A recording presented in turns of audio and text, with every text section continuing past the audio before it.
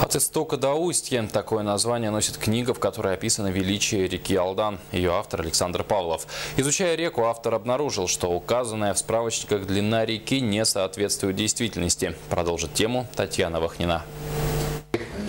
«Сколько лет тебе, батюшка Алдан?» Об этом в стихах вопрошал Владимир Павлов. Стихотворение мужчина написал, находясь под впечатлением рассказов брата, который прошел реку Алдан от истока до устья. Путешествие Александра Павлова нашло отражение в его книге.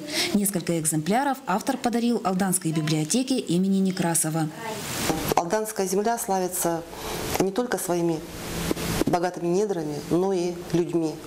И в книге достаточно подробно рассказано о том, какие люди встречались на его пути, да. И, в общем-то, книги об Алдане, по-моему, у нас еще не было. На презентации книги автор рассказывал не только о путешествии, но также о том, как создавалось его творение. Книга содержит большой объем историко-географического материала. Многие факты в нее не вошли. Текст пришлось сокращать, чтобы привести в соответствие с форматом.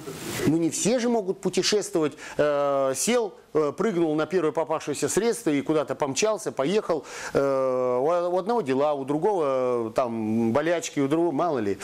И есть же люди, которые путешествуют на диване. Вот он ложится, телевизор ему не хочется смотреть, там нечего, как бы сказать, ничего интересного. И вот он открывает книгу и листает. И именно книгу.